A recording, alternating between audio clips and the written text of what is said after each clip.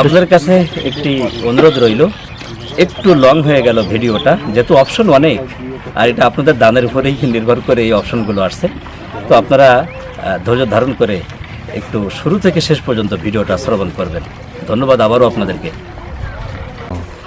সেন্টারিংয়ের কাজ এগিয়ে চলছে, দ্বিতীয় তলার সেন্টারিংয়ের কাজ এগিয়ে চলছে। সম্ভাব্য ছাদ ঢালাই ইনশাল্লাহ আপনাদের দোয়া থাকলে সবে কদরে একটা ভাগ্য রজনীতে যেন এই ছাদ ঢালাই হয়। আপনাদের দোয়া এবং পরামর্শ অবশ্যই বলে পাঠাবেন ইনশাল্লাহ। আপনাদের দোয়া আল্লাহ কবুল করুন এবং আমাদের এই ছাদ ঢালাই জন্য সফল ও সার্থকভাবে শেষ করার তৌফিক দান করেন। এখানে আপনারা লক্ষ্য করেছেন যে মোতাওয়াল্লি হাফেজ ইঞ্জিনিয়ার আমিনুল ইসলাম, তিনি খুলনা ভার্সিটির সহকারী অধ্যাপক। শ্রম, মেধা, বুদ্ধি, পরামর্শ, অর্থ সব রকম তিনি এখানে লগ্নি করেছেন। রব্বে কারিম যেন জান্নাতেও তাকে যথাযথ পুরস্কারে পুরস্কৃত করেন। আলহামদুলিল্লাহ ওয়াহদা ওয়াসসালাতু ওয়াসসালামু আলা মান লা নাবিয়্যা বা'দা, আম্মা বা'দ, ফাআউযু বিল্লাহি মিনাশ শাইতানির রাজীম, বিসমিল্লাহির রহমানির রহিম। ইন্নামা ইয়া'মুরু মাসাজিদাল্লাহি মান আমানা বিল্লাহি ওয়াল ইয়াউমিল আখির ওয়া আকামাস সালাতা ওয়া আতা যাকাতা ওয়া লাম ইয়াখশা ইল্লাল্লাহ।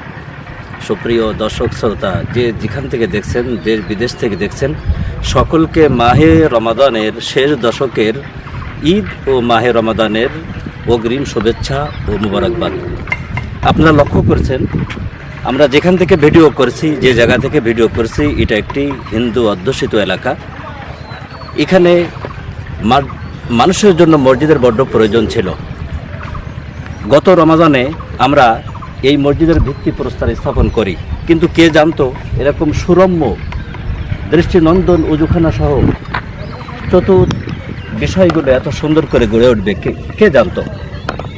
আমি শুকরিয়া আদায় করি সর্বপ্রথম আপনাদের দান দক্ষিণা এখানে কাজ করেছে, আপনাদের চিন্তা, আপনাদের পরামর্শ, আপনাদের বুদ্ধি এখানে কাজ করেছে। আমরা এই সুন্দর মসজিদ এবং মাদ্রাসা, আপনারা জানেন আল আকসা জামে মসজিদ ও মাদ্রাসা আমরা গত মাহে রমাজানের শেষ দশকে আমরা উদ্বোধন করেছিলাম।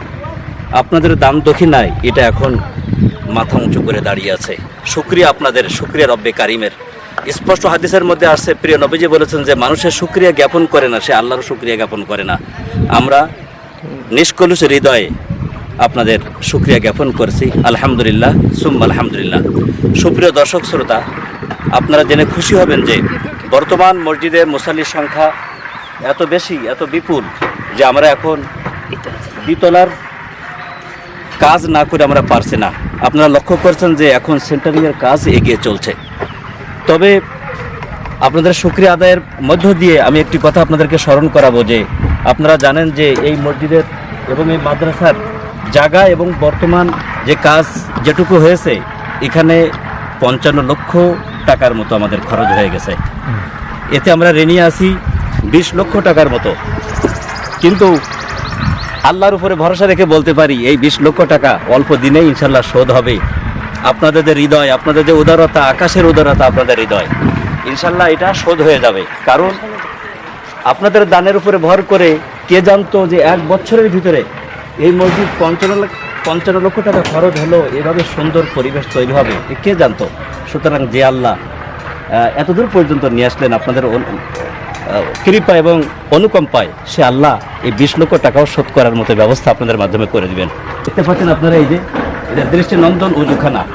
আমার যতটুকু মনে পড়ে গত মাহে রমাজানে আমরা এখানে একটা পানির মেশিনের ঝরঝরে পানির দৃশ্য আপনাদেরকে দেখিয়েছিলাম, কিন্তু এখন এটা দৃষ্টিনন্দন উজুখানা এখন রূপান্তরিত। আপনাদেরকে যদি দেখাই যে প্রবেশ পথ, মসজিদের প্রবেশ পথ, সুন্দর একটি প্রবেশ পথ আলহামদুলিল্লাহ। এই দিয়েই মুসল্লিদের আগমন ঘটে। কবি নজরুলের কথা মনে পড়ে যায়, তিনি বলছিলেন মসজিদের পাশে আমার কবর দিও ভাই, যেন গোর হতে মুয়াজ্জিনের আযান শুনতে পাই। এখন মুসল্লিদের খড়মের ধ্বনি, পায়ের ধ্বনি, চপ্পলের ধ্বনি এখন আমাদের কানে আসে। নামাজের সময় যদি আপনাদেরকে দেখাতাম তো এটা জনাকীর্ণ মুসল্লিতে রূপান্তরিত হতো।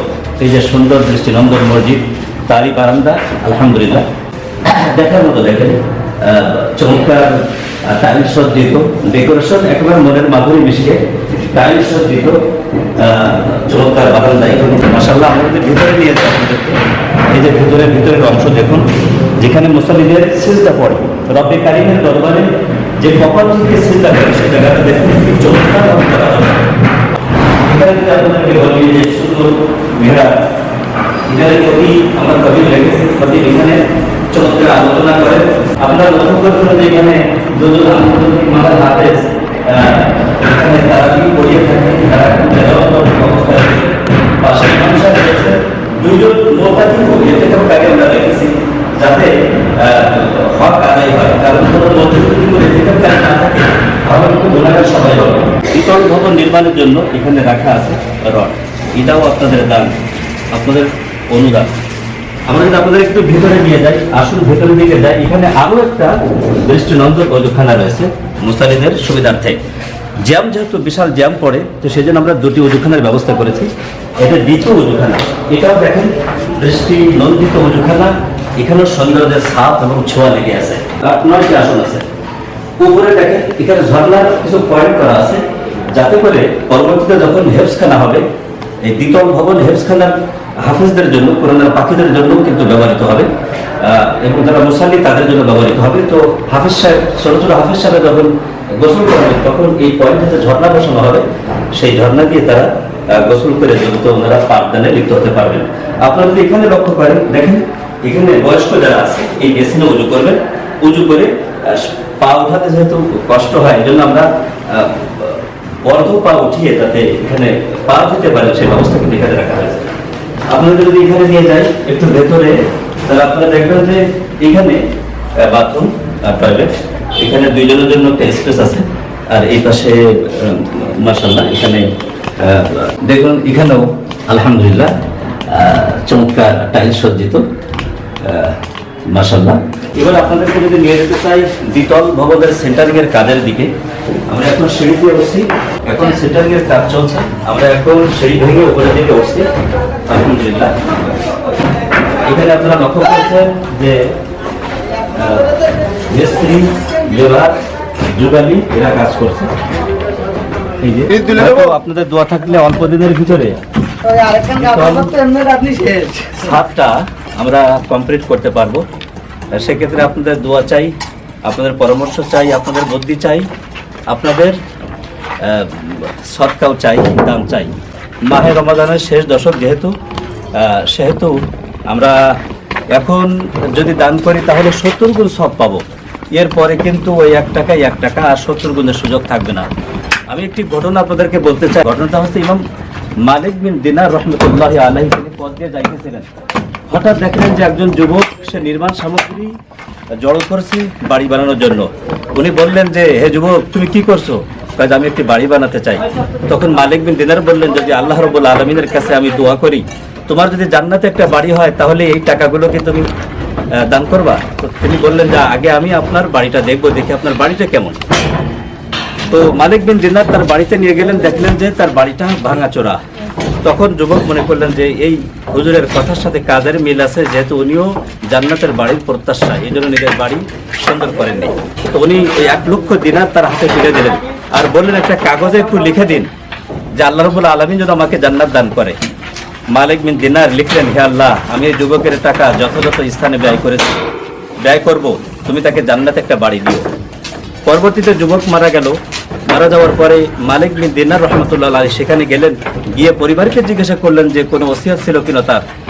তখন পরিবারের লোকজন বলল, হ্যাঁ একটা ওসিয়ত ছিল, একটা কাগজ বলেছিল যে তার কাফনের ভিতরে ঢুকিয়ে দিতে। তোমরা কি ঢুকিয়েছো, প্রবেশ করিয়েছো? তো তারা বলল হ্যাঁ।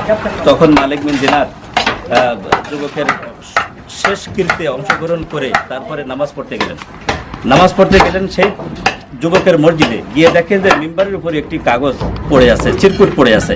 তো সেই চিরকুট ওনার দৃষ্টি পড়লো, উনি উঠালেন, উঠে দেখলেন যে একপাশে লেখা মালিক বিন দিনারের হাতে রব্বে কারিমের কাছে দরখাস্তের কথা যে আল্লাহ তুমি তাকে একটা জান্নাত দিও। সে তার সব কিছু, তার যে উপার্জিত পয়সা, সঞ্চিত পয়সা নির্মাণ সামগ্রীর জন্য কিনছিল, বাড়ি নির্মাণের জন্য সবই দান করে গেছে। আর এক পাশে লেখা যুবকের পক্ষ থেকে যে হে মালিক বিন দিনার, আমি আমার সেই প্রত্যাশিত বাড়ি, আমি সেই ওয়াদাবদ্ধ বাড়ি আমি মরার পরে পেয়ে গেছি। সুপ্রিয় দর্শক শ্রোতা, এইটাই হচ্ছে একটা জীবন্ত কারামত। কারামতুল আউলিয়া হকুন, বুজুর্গদের কারামত, এটা হক। তো সুতরাং সে তা পেয়ে গেছে। আমরাও যদি দান করি, ওই যুবকের মতো নিষ্কলুষ হৃদয় রব্বে কারিম আমাদের জন্য জান্নাতে আমাদের কাঙ্ক্ষিত সেই বাড়ি দান করবেন।